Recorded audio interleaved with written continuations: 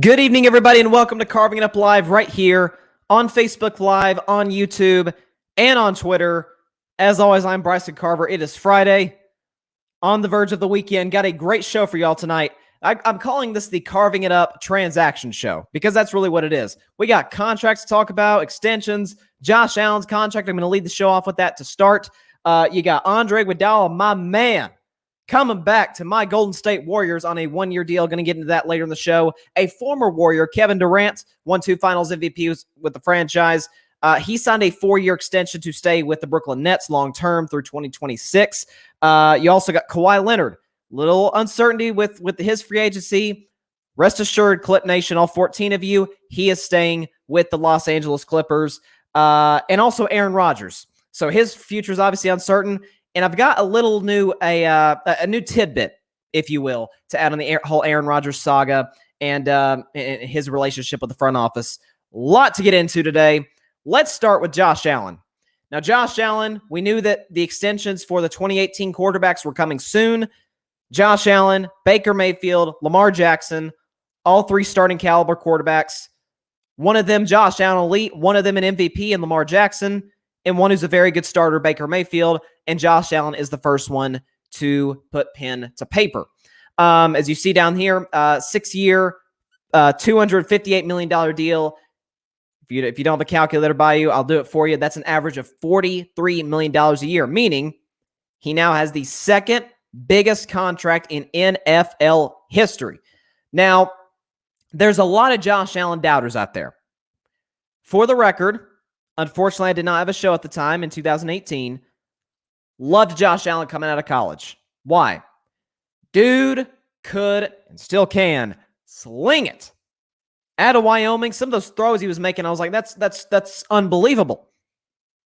You know, the only quarterback really in the NFL today with a comparable arm is Patrick Mahomes. And listen, if Patrick Mahomes and Josh Allen do a throw-off and it's pay-per-view, I'll pay for it. I got to see that. Because, man, would that be entertaining with the way those two can sling the pigskin. But accuracy was always the issue coming out of college. And some were like, it's too raw. And my response is usually those are the guys that succeed in the NFL. Patrick Mahomes, not a ton of people were that high on him. Remember, his first season with the Kansas City Chiefs, remember what Tyreek Hill said about Patrick Mahomes? Not at the time, but he said it in a recent interview when Pat Mahomes was Alex Smith's backup as a rookie, being the 10th overall pick. Tyreek Hill said the first time he saw him, he said, this dude's trash, right? So usually when you draft raw quarterbacks, but they work hard, they're mature, usually they pan out in the NFL, and Josh Allen is a perfect example of that. And something that, to me, says a lot about Josh Allen is that every single year he's been in the NFL, he's going to his 4th year. Let's go, let's go off the previous 3. His numbers have went up every single season. Okay, he came in 2018, again, raw rookie, and the numbers weren't great. 10 touchdowns, 12 interceptions, a completion percentage of not even 53%. Like, that's bad. Like, you want your quarterback to at least be at about 65%. Josh Allen was 12 below that, basically. 52.8%, completion percentage, and a passer rating of 67.9. That's below average. And so it comes back in 2019. None of us really expect anything for the Bills, right? I mean, come on. Well, Bills win 11-5, came within a game of winning the division over the New England Patriots. It still had Tom Brady at the time, and his numbers jumped. Completion percentage goes from 53 to 59. Still not great, but there's improvement. Passing yards, a little over 2,000 to over 3,000. He goes from 10 touchdown passes, doubles that to 20. And his interceptions go down by 3 from 12 to 9. And his passer rating goes from 68 to 85. So a lot of improvement there. Okay, 85 is a little bit above average. And then last year, Josh Allen exploded. Like there's always, for these quarterbacks going into their 3rd year, the discussion is, okay, this is like kind of their contract year. Even though the first rounders, which Josh Allen was, even though they've got that fifth-year option, third year, it's the old Bill Parcells saying. What did Bill Parcells say years ago when it comes to developing quarterbacks? He said, first year, I don't care if you're the first overall pick if you're undrafted. It's all about us developing you. It's about you working hard, studying the playbook. We develop you. Year two, in the words of Bill Parcells, I got to start seeing something. I got to start seeing a true, real improvement. And if by the end of year three, they're still not we're still a little unsure. Are you that guy? Cut bait. Mitchell Trubisky is the perfect example. In 2017, he was the second overall pick over Patrick Mahomes and Deshaun Watson. First year, kind of a raw rookie. Second year, good, but they also brought a new offensive-minded coach in who's really good out of the Andy Reid coaching tree. Okay, that had to have played some factor. And then year three, he took a dip from year two, and so the Bears were like, okay, this is not it. He obviously came back for a fourth year, and he is now Josh Allen's backup. And so Josh Allen, year three, this is the pressure year for quarterbacks in regards to contracts. And boy, did he live up to it. He goes from a 59 completion percentage to 69. Now that'll win you games, especially when you sling it the way Josh Allen does. He goes from a little over 3,000 passing yards to 4,500 passing yards. Okay, so he goes, up 1,500 passing yards, so that goes up. Obviously, the addition of Stephon Diggs greatly, helped that cause. He goes from 20 touchdown passes to 37 touchdown passes. So his first year, he doubles touchdown passes from year one to year two, and from year two to year three, he almost doubles it again. Don't expect him to come close this year. If so, he'll be the MVP if that's the case. And then he goes from 9 interceptions to 10, but you can live with that. 10 interceptions, a guy throwing it that many times, you can live with that. And his passer rating goes from 85 passer rating to 107. That's the dude you can build your franchise around. He works hard. He's accurate. He's improved that. Bills have a great coaching staff. Sean McDermott, Brian Dable, who's an excellent offensive coordinator. Really not sure why he didn't get one of the head coaching jobs. You had dudes like Nick Sirianni getting the job at Philadelphia. I thought Brian Dable would have been the perfect fit with Jalen Hurts, but he didn't. And so you bring him back. Again, Sean McDermott, great defensive-minded coach. So Josh Allen doesn't have to worry about the other side of the football. Okay, the Bills got better defensively in the offseason. You add Emmanuel Sanders. You've already got Stephon Diggs, Cole Beasley. Like you've got weapons there. And you're in a division where the other three teams have no idea about their quarterback. No idea. The Jets, I know they took him second overall, but Zach Wilson hasn't played a game yet. They don't know. They're seeing him in camp, but as we all know, camp is different than actual games, even preseason games, which we saw last night. Well, that was difficult to watch at times. Man. But you got the New England Patriots. Is it Cam? Is it Mac Jones? There's a little uncertainty there. And in Miami, there's a lot of uncertainty with Tua. Because Tua goes fifth overall last year. He goes over Justin Herbert, who had one of the greatest, if not the greatest, rookie quarterback season ever. Tua goes over him, and it's not great. And so the Dolphins are like, okay, maybe last year it was recovering from the hip surgery. Maybe that played factor. But this year he comes in, he's healthy. He's learned the playbook. Tua said that himself. He's learned the playbook.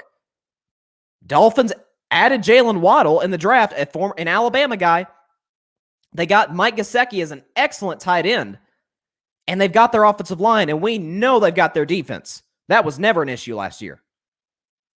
But Tua is the only question mark for the Dolphins. So Josh Allen and the Bills are in a division where there's quarterback uncertainty everywhere they look.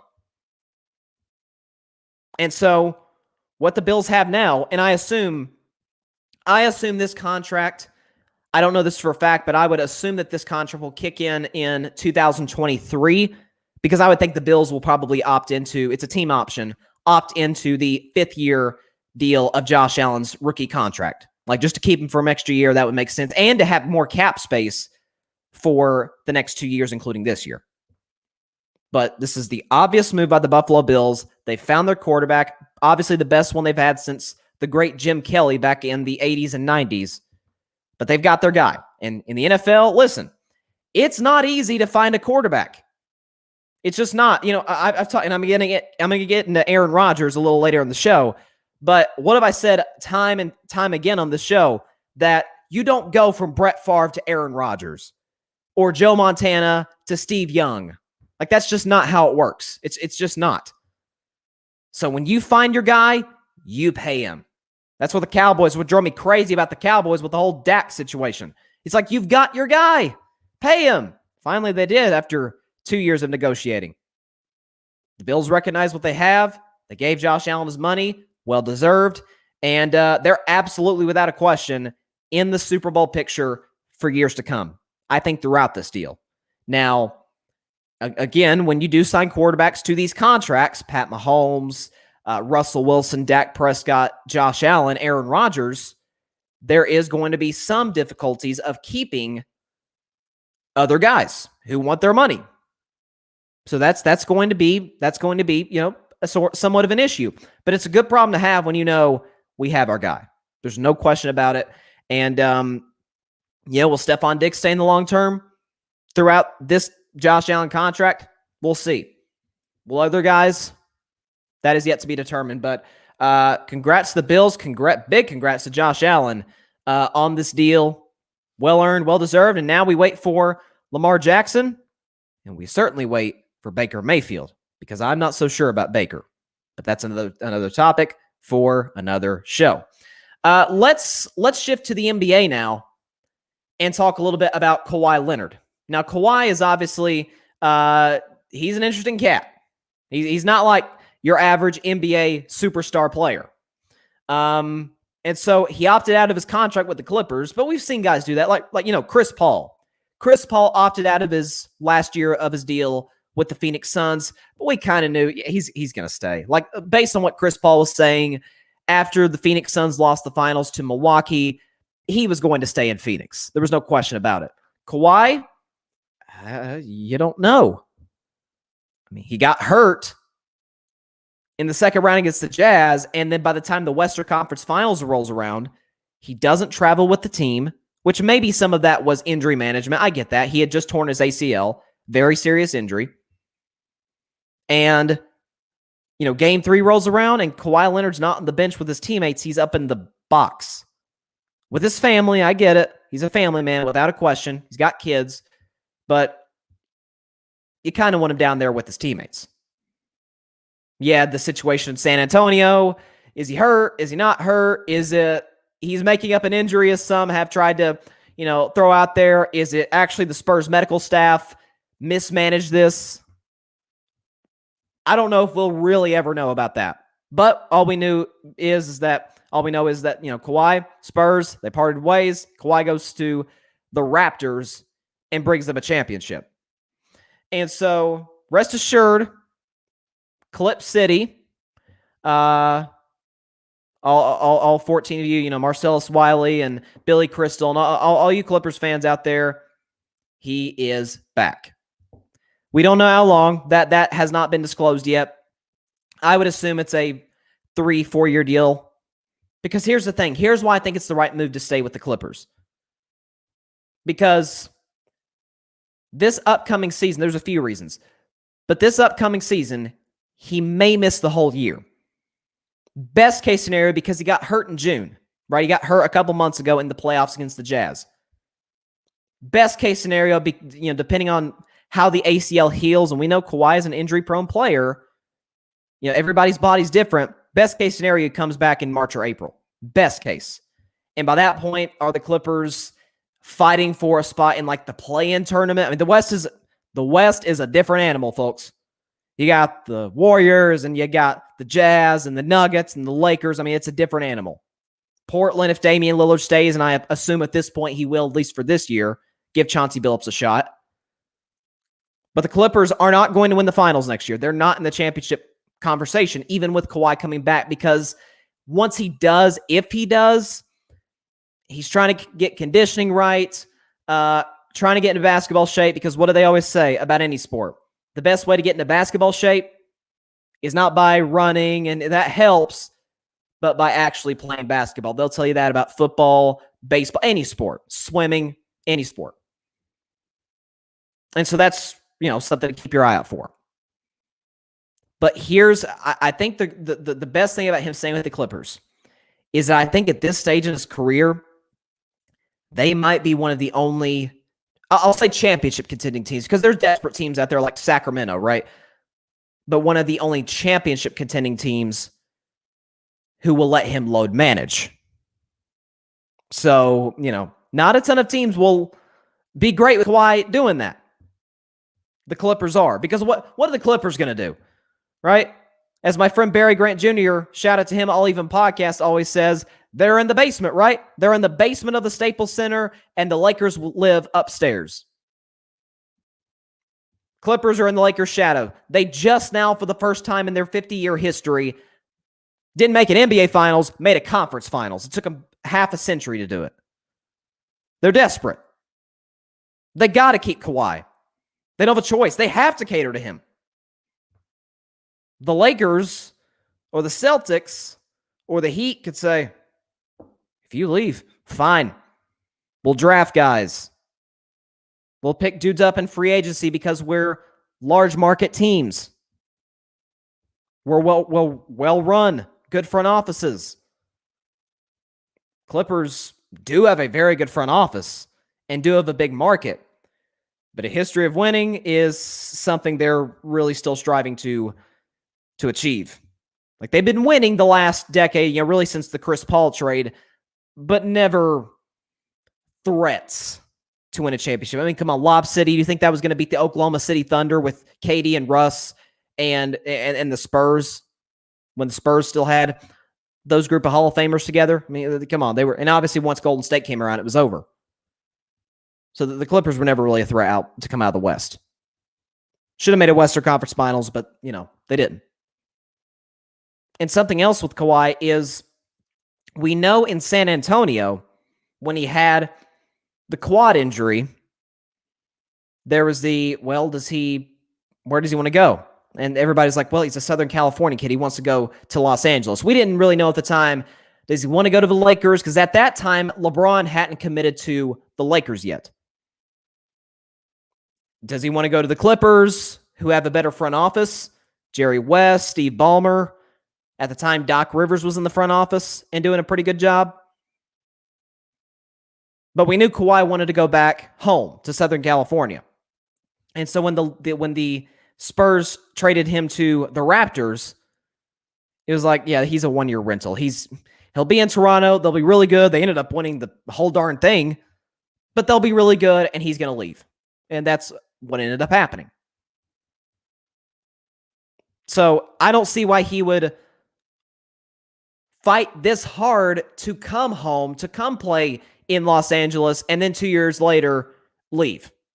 He's a different guy, but that doesn't make a ton of sense. He's different. He's not dumb. Okay, so, it wouldn't make sense for me to, force my way out of somewhere only to leave 2 years later, unless it was bad. And listen, I wouldn't say it's been a raging success, Kawhi and Paul George as well, to the Clippers.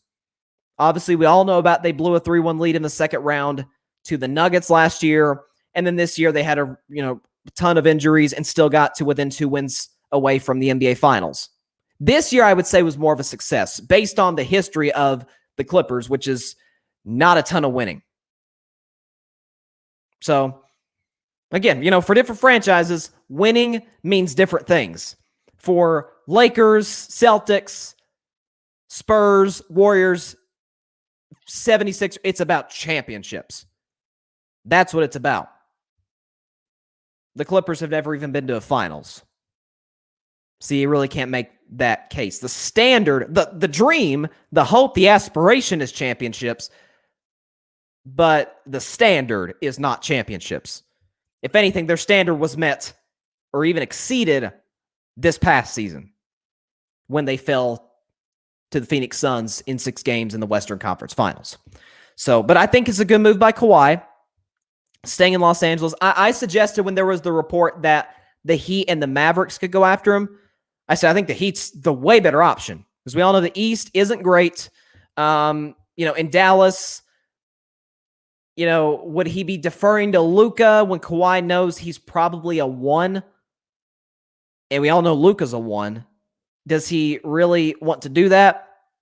Who knows? I just thought Miami was a better fit. But I also said on the show at the time, what was this, a month ago, that, why would he leave LA when he's been trying to go there his whole career? So he's staying there long term. We don't know the specifics of the deal quite yet. I would assume those will come in fairly soon. But good for Kawhi, good for the Clippers, and they won't be in the championship running this year because he's going to be out for most of the season. But starting in 2022, 2023, they'll be back in the mix. As long as they keep, they just signed Reggie Jackson, who had an excellent playoff run. They didn't pay too much for him. 2 years, $22 million. That's a good deal for Reggie Jackson. So you'll take that. So there you go. Great to have y'all in.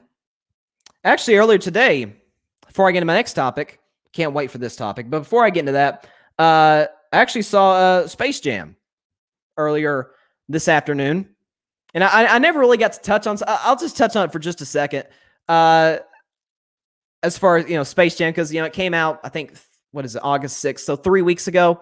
I know what made me laugh out loud, LOL, was when Space Jam came out, or when you were having the premiere. I think it was at the Staples Center or at the Microsoft Theater, which is literally right next to each other in Los Angeles. But, you had, LeBron and Klay Thompson and Damian Lillard and Anthony Davis and all the NBA players and WNBA players, by the way, Nneka Nwomeke and Diana Taurasi, who were in the movie as well. Don Cheadle played the villain. So when you had all of these different celebrities there, that's kind of when the discussion started about which Space Jam is better. And it's a fair argument. I've seen the first one, when I was obviously quite a bit younger. I think I saw it in like the 3rd grade or something. And then obviously I saw, Space Jam: A New Legacy today. And what I loved is the Jordan and LeBron fans going at each other's throats about this movie. And what I'm sitting back and thinking is like, man, do y'all realize that the movie is rated PG? It's for kids, right? It's kid friendly, very much so. Okay? And both movies got a bad score, a bad rating from Rotten Tomatoes. Like, Rotten Tomatoes didn't like either movie. They didn't like Space Jam, the original, and they didn't like Space Jam: A New Legacy. And so when I saw Jordan and LeBron fans just fighting each other tooth and nail about it, I'm like, guys, tone it down. It's LeBron James and Bugs Bunny, or it's Michael Jordan and Bugs Bunny. It's really not that big of a deal. It's really not. It's a kids movie. It was good. It was a decent movie. Some of the special effects were unbelievable. The high-tech stuff that they were using in this, it was fun, right? It was a fun movie. LeBron, I thought, did a solid job. He's not Denzel Washington, right? Let's not set the expectation too high for him. And neither was Michael Jordan, right? They're playing themselves. That comes with kind of a new level of, I wouldn't say difficulty, but it's not easy than if you have a designated role. So it was a decent movie. The special effects were good. I liked some of the little references that they had in there. I'm not going to spoil anything. Obviously, you can go see it for yourself.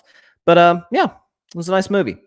Now I got to, let's see. Hold on, let me pull this up here. Here we go. I got to play a video. I have it on my phone here, so I apologize for that. But I got to play this in honor of our next topic. Max Kellerman, take the floor. With the game on the line, one shot, who would you rather have taking it, Iggy or Curry? Of everyone on Golden State, open shot, fate of the universe on the line, or the Martians have the death beam pointed at Earth, you better hit it. I want Iguodala. There we go. Had to bring that back because Andre Iguodala is back, baby. He is back with my Warriors. I am excited. I've never been this excited about a 37-year-old free agent signing, but he is back. 1-year deal, vet minimum. He basically said it himself in the New York Times this morning. This is it for him. This is his last dance. This is his retirement tour, if you will. And he is finishing it in the Bay Area with his great friends, Steph Curry, Klay Thompson, and Draymond Green, and Steve Kerr, to Arizona Wildcats. So, first of all, I said on this show last week during free agency, I said, I want us to add a few wings in free agency. And Iguodala. Like, if we do that, I'm happy. And what do? Otto Porter on a very cheap 1-year deal. I'll take it. Nemanja Bjelica. Good shooting big man. Fits perfectly in this system. He could come off the bench. If there's, hopefully this isn't the case, but, if Wiseman is hurt or if Wiseman, needs the night off or something like that, which, he's 20 years old. I wouldn't think he needs too many nights off, but you can sub in Bjelica or start Bjelica. He's a good three-point shooter, good big man, was really good in Sacramento. Love this. Love that pick by Golden State because he fits exactly what they need. And they added, for a farewell tour, Andre Iguodala. 1-year deal. And so, when I look at this, I say, this is a Golden State team, and if you call me biased, then dang it, call me biased. I don't care. This team is a championship contending team. Not only that, I can make an argument it might be the favorite or co-favorite in the West. The Clippers, as I just talked about, the Clippers are out. Kawhi's not going to play most, if not all, of next year. Denver, once Jamal Murray comes back from his ACL injury, Denver's going to be in it. Right? The last time they were fully healthy, and this is 2 years ago, they were younger, right? They're still going into their primes. They're a very young basketball team. The Denver Nuggets got to the Western Conference Finals. And while they did lose in 5 games to the Lakers, they did give the eventual champs a run for their money. Game 2, they should have won. AD hit a buzzer-beating shot. Game 4 came down to the wire. They obviously won Game 3 before that. And then Game 5, LeBron went full takeover mode in the fourth quarter and closed that series out. But Denver, once they get Jamal Murray back with Nikola Jokic and the superstar that he is, and Michael Porter Jr., who I obviously loved out of the draft, thought he was a steal of the draft in 2018, how he has just gotten better and better and better.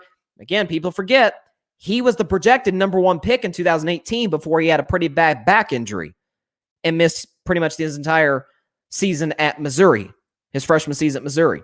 And so you're now starting to see that number 1 pick potential. They've got a legit young big three in Denver. They're in it.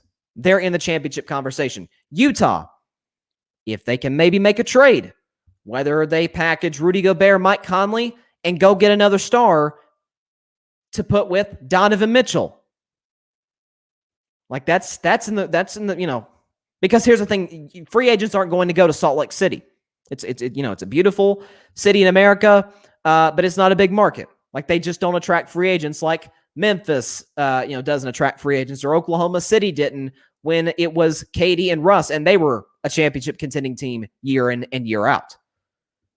But Utah, don't ever count them out. They've got Donovan Mitchell. They've got good coaching, good roster. They're always a tough out. Okay, you've got the Phoenix Suns. The Phoenix Suns just had a 2-0 lead in the NBA Finals, obviously before losing the next 4. I'm not counting Phoenix out, at least this year. Now, by the time Chris Paul's contract is run out, they will definitely not be what they were this year. But you bring Chris Paul back. We all know Monty Williams is as good of a coach as there is out there. Devin Booker, could he have had a better postseason debut? Multiple 40-point games against the Lakers. I think he might have had one against Denver. He had a triple-double in a game against the Clippers in the Western Conference Finals, and he had 2 40-point games against the Bucks. Great defensive team in the NBA Finals. So Devin Booker, scorer, personified. He's only getting better. He's only going into his prime. DeAndre Ayton, look at the strides he made from a year ago. Obviously, he was injured last season, but he comes back this year, and look at the strides that he's made. Mikal Bridges is getting better as a young player. Phoenix absolutely has a bright future. They're in it. Again, I said on yesterday's show, I don't love the Lakers. They're old. I went through the last 10 NBA champions, the oldest team in the last 10 years, their average age to win a championship. The oldest team was the 2016 Cavs, whose average age was 30. This year's Lakers team is 32. And they're the oldest roster, by the way, in NBA history. Old doesn't win championships. Just like young doesn't win championships.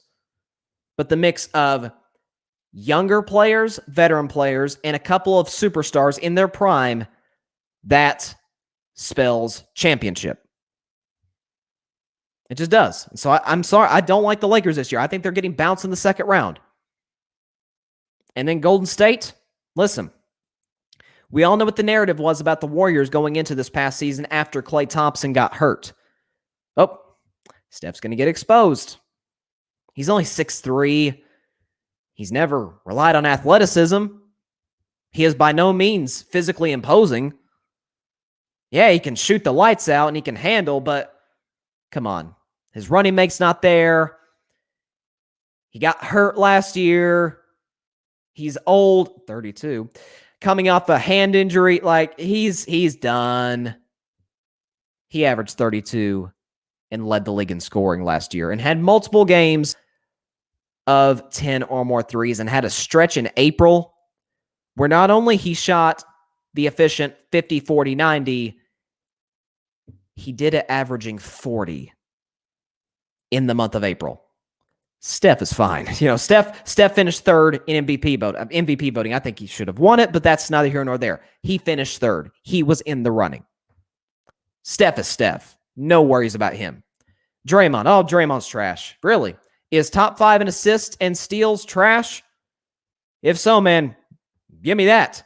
Give me Draymond Green. One of the best, probably the second best point forward in basketball to LeBron. LeBron is far and away the best point forward in all basketball. Draymond is second. As far as initiating offense, and Draymond can play everywhere. He can be your point guard. He can be your center when you go small. Remember the death lineup in Golden State? When it was Steph, Klay, at the time, Harrison Barnes, Iguodala, Draymond, and then eventually they got KD, and it was ridiculous. Steph, Klay, KD, Iguodala, Draymond. But he can play the 5, right? And he can defend bigs. He can defend guards. Draymond, if he is leaving his prime, you'll take that. End of his prime, he's 32, I think, but Draymond is going to be Draymond. You get Klay Thompson. Now, Klay Thompson, I've always said, he is the ultimate question mark, the only question mark for the Warriors going into the season. He won't be ready for opening day. Bob Myers made that abundantly clear. Klay Thompson will not, that Achilles will not be fully healed by mid-October when the season begins. But if he comes back, and again, Klay's game. Klay isn't reliant on athleticism. He's a shooter, and he's a defensive ace on guards and on smaller wings. That's what he does. So he comes back. He's fresh.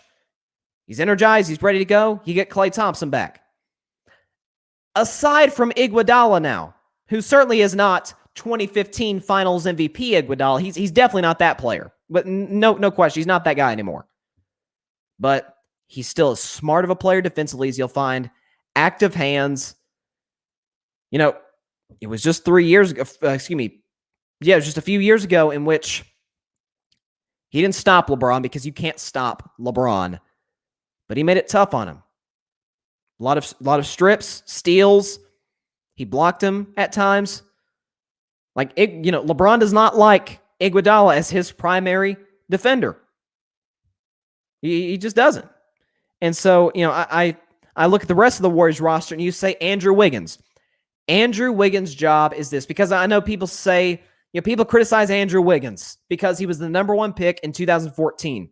It's time to stop putting those expectations on him going into his, I guess this is his 8th year in the NBA. He's not that. He's not the number 1 pick.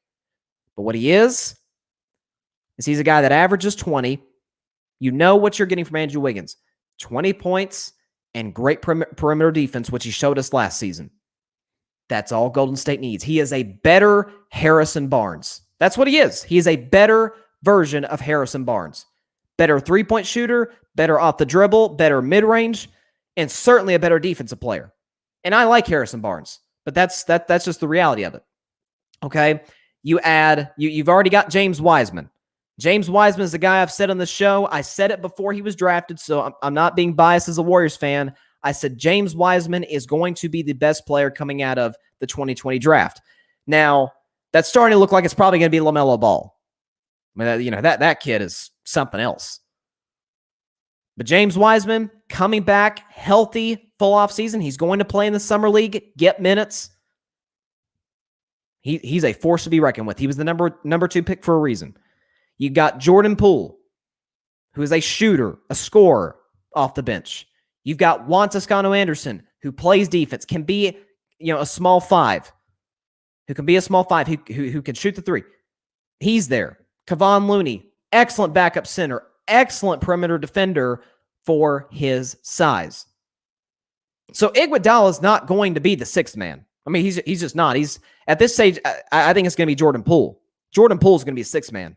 Iguodala is probably going to be 7th or 8th. But in the last 5 minutes of a game, when you need stops, he's going to be on the floor. No question about it. He's not 2015 Andre. He's not. But even in 2021, he's smart. And by the way, something else, and Iguodala even talked about this in his book. He had a book that came out a couple of years ago called The Sixth Man. He kind of talked about his career. And he talked about the great mentorship that he had coming into the league in 2004 from another AI, the more known AI, Allen Iverson, the answer. Right? The mentorship he had from Allen Iverson. Well, he can give that same advice to these young guys that Golden State has. By the way, you got Jonathan Kuminga coming in. You've got Moses Moody, who I think Moses Moody is going to make a more of an impact for the Warriors this season than Kuminga. But you've got a guy who can mentor a lot of young players. It's a great fit. My friend John Rivera, Fan Podcast, does not seem to think so. He says, Golden State just got older, LOL. I'd probably assume that's a little bit of a reference to my opening rant yesterday about the Lakers. Here's the thing about the Warriors that to me puts them above the Lakers. The Lakers got an old Melo who can't play defense. They get Trevor Ariza, who at 36 can't play defense. They got Kent Bazemore, who is the master of missing wide open shots. Kendrick Nunn, who got multiple DMPs for the Heat, for Eric Spoelstra, a great coach, during their finals run last year. Okay, you've got Malik Monk. I liked the Malik Monk move. I did. Wayne Ellington. Wayne Ellington's going to get DMPs. He's not going to play much, especially once you get to the playoffs. Golden State is not old. Iguodala is now their oldest player at 37. But you got Steph, he's going to be 34 in March during the season. But did last year at 33, did that look old? Did 32 points a game lead the league in scoring? Multiple 40-point games. He had some 50-point games. He had a 62-point game against Portland last year. Did that look old? He's fine. Klay, if he comes back and he's Klay, he's only 31. Draymond's 31, 32. He's at the end of his prime, but again, he was top 5 in assists and steals last year. And then you've got your mix of young players. Wiseman, Wiggins is still fairly young. Jordan Poole, Juan Toscano-Anderson, Kuminga, Moses Moody. That, I've said this on my show all season long last year. That is the perfect mix for a championship. You need your mix of young guys and veterans. You can't just have veterans and a couple of young guys. You got to also have some dudes in their prime. And so that leads into John Rivera's second comment. He says, did Westbrook or LeBron look old? LeBron, he kind of did. Nothing against him. 36 years old, year 18. I still said on my show, I think he's the fourth best player in the league. I think this coming season, he's going to have an MVP caliber year. But he's not Heat LeBron, or even second stint Cavs LeBron, or even 2020 LeBron when they won the finals. Father Time is undefeated. Now he's having himself a heck of a battle against Tom Brady. But even Tom Brady will eventually lose to Father Time. We all will. But LeBron, year 19, age 37, he can't carry a team like he used to. Westbrook, I don't know. Russell Westbrook was the second best guard on an 8 seed in the East. He was good, triple doubles, but he wasn't even an all-star. I mean, he could still play. I just think in this Lakers system, he's a horrible fit. John says, Golden State got the perfect mix, but they would have traded it all for Beal. He was older. Yes, I agree. Bradley Beal would have been a better fit. But they still would have had young guys. They still would have had Poole, Toscano Anderson. They still would have had Wiggins. Of course, they would have to give up Wiggins, but they still would have had young players on their roster. That'd have been fine. I'd have loved to have Bradley Beal. I think he'd have been a pretty solid fit. But looking back now, I say when I saw what the Bucks did in the postseason, we all know it's a copycat league. When I saw the Bucks did it with size, physicality, defense, occasionally three-point shooting, and we all know Golden State can shoot the three well in a shooting league. Bucks won the championship and did it over a team that had an old point guard, had an old superstar. Golden State doesn't have an old Chris Paul's not a superstar, an old star player. So there you go. I love the signing by the Warriors of Andre Iguodala. This is likely his last season. Again, he is 37. But he's here to mentor the young guys and to get playing time. Andre Iguodala, let me give you guys a good picture of what Andre Iguodala is. He's the Julian Edelman of the NBA. That's what he is. Because I've said on my show over and over and over, especially when Julian Edelman retired earlier this year, that Julian Edelman, I'm sorry, that's not a Hall of Famer. He never made a Pro Bowl. That's not a Hall of Famer. Excellent career. He's a 7th-round pick as a quarterback out of Kent State and turned into a 3-time Super Bowl champion, a Super Bowl MVP, and Tom Brady, the GOAT's go-to target in big playoff games for New England. He was excellent. But Hall of Fame? We see the guys that are going into the Hall of Fame this weekend. You're talking about like legends, Megatron, and Peyton Manning and Charles Woodson, Troy Polamalu. We're talking about like legends. Edelman isn't a legend. That's Andre Iguodala. I think, even as a Warriors fan, guys, and some Warriors fans disagree with me here, I don't think Andre Iguodala is a Hall of Famer. He's made one All-Star team, just one. That's you gotta make more than one All-Star team to be even considered a Hall of Famer. But how huge was he on some of those Warriors teams?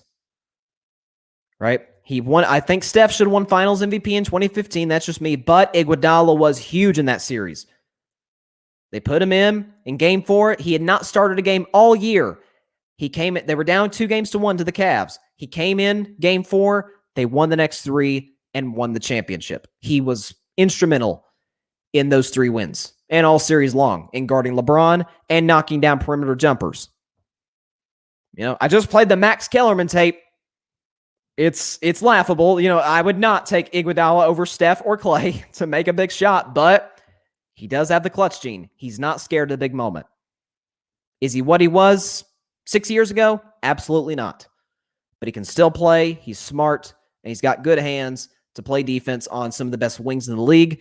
And he's also there to mentor the young guys, which he had as a rookie with Allen Iverson in Philadelphia. Like this move a lot. John Rivera says, yeah, he's a borderline Hall of Famer. Yeah, I mean, certainly I'd be thrilled if he made the Hall of Fame. I'd be thrilled. He's a great dude, very as intelligent a human being as you'll ever come around. He's very tech savvy. He's invested in Silicon Valley like crazy. Funny story, he He actually invested in Zoom like the December before the pandemic, December of 2019. And boy, did that investment pay off. Wow. So he's a savvy businessman. He's a great golfer, by the way. He and Steph, golf a lot. Him and JJ Redick as well. So, but that's the thing. I can't say you made one All-Star team, but because you were great in the playoffs, you're a Hall of Famer. Now, I've said on the show before, I'd take Andre Iguodala over James Harden, who's no question a Hall of Famer. But do or die, I'd take Iguodala over James Harden in a big playoff game. As great as James is, he has a bad history in closeout games in the playoffs. And other guys in the history of the league do too. So, but that's what I'm saying. Iguodala is the Julian Edelman of the NBA. Not a Hall of Famer, but Golden State couldn't have won those championships without him. Same with Edelman and the Patriots. So there you go. Like the signing. Matter of fact, love the signing. And that is my thoughts. Now to Aaron Rodgers. Seemed like we've talked about Aaron Rodgers a little bit on this show. Just a little bit. But certainly a storyline worth talking about. Aaron Rodgers said recently in a press conference, he was asked about his relationship with the general manager, Brian Gutekunst. And he called it, quote, you could see it down there, a work in progress. So not great. And I'll say this about Aaron Rodgers. And I like the quarterbacks that don't do what Aaron's doing. Like Dak Prescott, for example. I'm wearing my Dak hat, as I do many times on this show. But Dak, Russell Wilson as well, Matt Ryan, guys that go to the podium, they don't give you anything. They don't give you anything. They give the cliche quarterback answers. I always say my least favorite of the show is turn the page. I hate it when they say that. If they lose, we're going to turn the page. I hate that. Bill Belichick on to Cincinnati. Just the cliche roll your eyes answers. Aaron Rodgers has been the opposite of that. The exact opposite of it with the Packers, especially since his half-hour press conference last week. But he's been open and honest, and I love it. I saw an interview the other day because I hear the criticism of Aaron Rodgers from people that don't like Aaron. They say, well, Aaron Rodgers can't be your general manager. And they're saying that because in his press conference, Aaron talked about former Packers that he felt were kicked out the door, kicked out of Lambeau, if you will, when they still had a lot left in the tank. Guys like Randall Cobb, who's back, Charles Woodson, who ended up making a Pro Bowl after he left Green Bay, Casey Hayward, who's been a godsend for the Los Angeles Chargers. I mean, he's been amazing. Right, guys like Clay Matthews and Julius Peppers and Micah Hyde, who's been incredible for the Buffalo Bills. What has been my criticism of the Green Bay Packers on the show? When guys' rookie contracts run out, they don't re-sign them. They don't want to pay them. Doesn't matter how good they are, they don't pay them. They've got all kinds of cap space, even with Aaron's big contracts that he signed over the years. But they've just let these star players go, and eventually over time, Aaron gets a little frustrated. And so a couple things to add. A story from Jimmy Johnson, the now long overdue Hall of Fame coach from the Dallas Cowboys in the 1990s. I'll get into his story he told in just a second, but I'll start with what I was thinking about the other day about this situation. Every team has scouts. But do the scouts know more about fit with the team better than a superstar Hall of Fame quarterback who's been there for, this is his 17th year with the franchise, longer than any Packers quarterback ever? Are you telling me some scouts, no disrespect to them, but you tell me they know more about fit than the quarterback does, or a new general manager? You think they know more than the guy who practices with them, has a camaraderie with them, relationships with them? I mean, God knows the number of passes Aaron Rodgers threw to Jordy Nelson and Randall Cobb and James Jones and guys like that. And you're telling me the scouting department knows more? Please. And then the second thing, I heard a story the other day that Jimmy Johnson told. I think he was on Colin Cowherd's show, and he was being interviewed, and he was asked about just this situation. And he was asked, should Aaron really be the general manager? I mean, come on. And Jimmy Johnson said, oh, this is a very, very easy fix for the Packers. And, you hear a lot of, just no disrespect, but older coaches and older players. We heard what Terry Bradshaw said about Aaron. He said he needs to shut up and stop being a baby. Coming from a guy who had multiple Hall of Fame teammates, but that's neither here nor there. But older people, older players and coaches saying, Aaron just needs to zip it. And he needs to. And Jimmy Johnson said, no. In the 1990s with the Dallas Cowboys, when Jimmy Johnson was thinking about hiring Norv Turner to be the offensive coordinator, he arranged for Aikman and Norv Turner to meet with each other, to have, to talk about schemes and offensive concepts and things that the average football fan like you and me would not understand the way a Hall of Fame quarterback and a great offensive coordinator would. But Jimmy Johnson had those two meet, and he told Aikman, tell me what you think about him after this meeting's over. Aikman said, love the guy. I think that worked pretty well for the Cowboys. Norv Turner is one of the greatest offensive coordinators of all time. But we didn't know that in the 90s. But Aikman was like, okay, yeah, hire this guy. But Jimmy respected Aikman enough. And by the way, Jimmy and Troy Aikman did not have a good relationship Aikman's first 3 years in Dallas, like at all. They did not like each other. But Jimmy still had the respect for Troy to go to him and say, what do you think? I read a story about the Kansas City Chiefs last year asking Patrick Mahomes who to draft. I read a story about the Buccaneers asking Tom Brady, who do you want us to select in the 2020 draft? Tom Brady said Tristan Wirfs. That worked beautifully for Tampa Bay. These quarterbacks know. In Green Bay, old school tradition, as I've said, a wise person once said before that tradition is only peer pressure from dead people.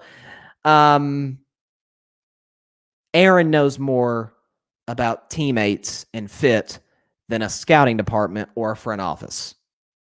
He plays with them. He knows them. And Aaron's cutthroat too. He's not just like, I just want to play with my friends, even, if they're way past their prime. No. He sent Greg Jennings packing, right? And probably not in the most ceremonious way. But he got tired of Greg Jennings. And Greg Jennings got traded to I think Minnesota. Either Minnesota or Miami. But he was gone. Like Aaron's cutthroat. He's like, if you can't play, I don't want you. And so he listed those, I think, 8 or 9 players that he said still had some left, some playing left in the tank. And they did. The Packers still let him go. So that's my thing, is like, even in the 90s, when the football culture was quite a bit different than it is now in 2021, Jimmy Johnson still had enough respect for Troy Aikman to ask him, hey, I'm going to have you meet with the guy I think we should probably hire as the offensive coordinator. Tell me what you think.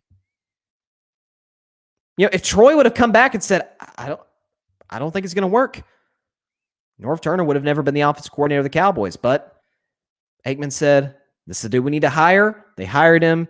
And 3 Super Bowls later, you know how that ends. So that's what I'm saying. And Aaron, especially of all people, I mean, this is the same guy. He's brilliant.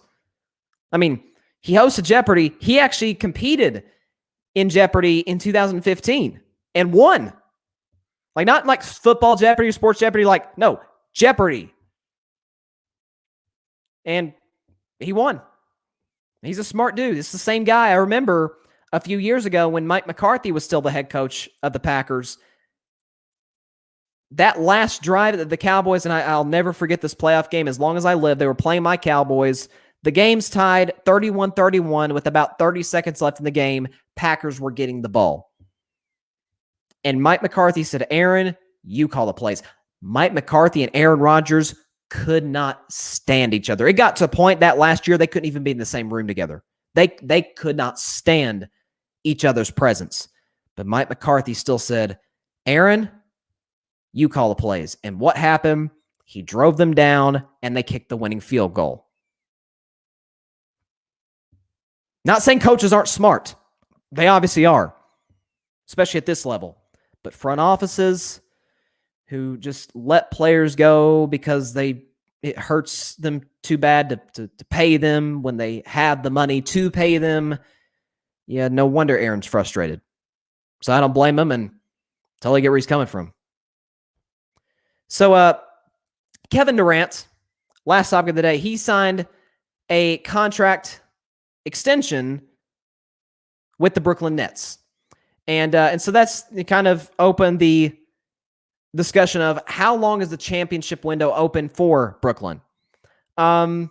Here's what's really interesting to me about the Nets. First, well, let's talk about KD's contract first. It's a 4-year extension, $198 million, a lot of dough, definitely deserves it. He's Kevin Durant. He's, as I've called him on the show, he is the most gifted scorer. Heck, Steve Kerr said this a month ago. He's the most gifted scorer the game of basketball has ever seen, over Jordan, over Kareem, over Kobe, over LeBron, anybody. Nobody has been able to score at the basketball this easily as Kevin Durant does. He literally makes it look easy. So he deserves the money, no question about it. Here's what's interesting to me for the Nets. Kyrie Irving and James Harden can opt out next year in 2022. Will they? I don't think so. But listen, Brooklyn had championship aspirations this year and got knocked out in the second round. You can certainly make the case that was because of Kyrie's injury, and I'm not going to give you the James Harden injury excuse. I'm not. He's always bad in the playoffs, injured or not. So I can't trust him when the lights get the brightest. I think Kyrie will probably stay. I would be shocked. It's kind of like the same thing with Kawhi Leonard. It really wouldn't make sense for Kyrie and KD to join up, to have had this planned for a very long time, to finally team up with the Nets, and then 2 years after 2 years of playing together, they just split. Like, unless they just had a fallout or something like that, which I wouldn't really anticipate happening. That's the only thing that I guess could break that relationship up. But I think Kyrie's probably going to stay. James Harden's the interesting one, because is James Harden? It's all about what James wants, because a lot of superstars at this stage in their career, if they don't have any rings yet, which of course James Harden does not, they got to make the decision. I got a lot of money. Do I want more money, or do I want to go after championships? A lot of players have chosen to take a pay cut to go after rings, and some guys have said, you know what? If I win a championship, great, but I'm going to get my money. And I understand both sides of that coin. Totally get it. But KD's won 2 rings. Kyrie has won a championship himself. James Harden's the odd man out in that category. So does he want to stay and be the primary decision maker, the primary distributor of the basketball, which we all know he is as good as they come in the NBA? He once again led the league in assists. Like I would say, James Harden's not the shooting guard. Kyrie's the 2. He's a shooting guard. James Harden's the point guard. He's the point guard who just so happens to be an unbelievable scorer. I have a comment here. John Rivera says, this surprised me. He also says, nobody knows what Kyrie thinking. Nope. Same with Kawhi. They're both very quirky individuals. Kyrie, you don't know if he's going to show up at the arena. You don't know. I mean, you just don't know with Kyrie Irving. I have no idea half the time. No, really nobody does. He's a great player.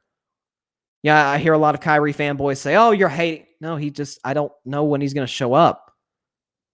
I mean, come on. Like if you're going to take time off, for mental health or for injury, fine. Just put it out there. Just put it out there. Don't just leave without telling anybody. That's my only thing. But Listen, Brooklyn is obviously right in the thick of the championship conversation and chase next year. In the East, the two favorites out East are either Brooklyn or Milwaukee. I said during the playoffs when they met the second round, not like this is some astute observation by any stretch of the imagination, but I said, look, this is the finals. Whoever wins between the Nets and the Bucks, I think is going to win the finals. And what happened? The Bucks won the series and they won the finals. Like those were the two best teams at that point left in the playoffs. But it's between those two. Philadelphia, we'll see what they do. Ben Simmons, according to multiple reports, has cut off all communication from the 76ers. So he's gone, probably. They've been trying to move him. Nobody wants him. Kind of tells you a lot about what I've been saying and what a lot of teams believe. Is that, man, this kid is talented. But he's kind of indifferent. He doesn't really care about improving his game and improving his weaknesses. So, and he got Miami as well. Added Kyle Lowry, added PJ Tucker, signed Jimmy, but I think they overpaid Jimmy Butler. I love Jimmy, really do, but they gave him way too much money. I mean, at age 36, the last year of his contract, he's going to make in excess of $50 million. Love Jimmy. That is way too much for a guy of his caliber. For a Steph or a LeBron or a Kevin Durant or a Giannis, hey, blank check. Those are blank check NBA players. Jimmy Butler's not a blank check NBA player. He's just not. Duncan Robinson got a big deal himself. But Miami is going to be better this year. They're going to be better than a 6 seed. Atlanta came within 2 wins of the finals. They were a different basketball team when they inserted Nate McMillan as the interim head coach. And so he's obviously signed a deal to become the full-time head coach of the Hawks. So they're in great position. The Knicks, not in the championship discussion, but certainly will be a very good team in the playoffs. The Bulls, John John's Bulls there, right? They got better. Not championship contenders, as I talked about yesterday, but they'll be a playoff team. But I think out East, it's really between two squads, Brooklyn and Milwaukee. Now, how long will the Nets championship window be open? It's I don't know, because I would say 2 years. I'll give it 2 years, even if James and Kyrie both stay. Because what do we know about James? He doesn't take great care of his body. I mean, look how he showed up this season. Now, some of that might have been he just went out of Houston. But his body was not exactly NBA ready, if you will. Kyrie, does he stay? Does he leave? I think he stays. He likes Kevin Durant. Kevin Durant likes him. I think Kyrie stays. But what do we know about him? He's had a lot of injury history. So has KD, by the way. KD had a ravage of injuries this year. Hamstring. I think he had a quad injury. But we know, y'all know, he's Kevin Durant. As he said 2 years ago, I'm Kevin Durant. Y'all know who I am. John says, I can see Harden leaving. I honestly, John, I think the Nets should trade Harden. What do they need? Defense. They ain't got it. And, I guess, would you say trade Kyrie? I don't know. But as much as his injury history concerns you or even frustrates you, if you're the Nets, you still say, when he's healthy, when Kyrie has been the second option to obviously LeBron in Cleveland or KD in Brooklyn, he's unbelievable in the playoffs. Now, when he's the number one option, like he was in Boston, it's kind of a disaster. But when Kyrie's the 2, he is a force to be reckoned with. James Harden, if he's the 1, 2, or 3, not great in the playoffs. So there's a lot of uncertainty in Brooklyn. KD's not that uncertain. Sure, he's had injury history, but more times than not, he's ready to go. He's healthy. He gives 100% effort. You always know he's going to give you an easy 25. We all know scoring 25 points a game in the NBA is light years away from being easy, but he makes it look easy. So with that is all the time we have for tonight's show. Thank you all for stopping by. As always, be sure to catch Carving It Up on Monday, as always, at 6 p.m. Eastern, 3 p.m. Pacific time, right here on Facebook Live, YouTube, and Twitter. If you've been listening to the Carving It Up podcast, we appreciate that as well. You've been listening on Spotify, iHeartRadio, Google Podcasts, Anchor, as well as wherever you get your podcast. Be sure, if you're on YouTube, to like, share, and comment. It helps the channel grow exponentially without a question. And while you're here, if you haven't subscribed already, hit that big red subscribe button and join the Carving It Up crew. Maybe that's what I'll call it, the Carving It Up crew. I don't know. Sounds corny. Who knows? But everybody have a great weekend out there. Catch us on Monday. God bless you all. Stay safe. Peace out.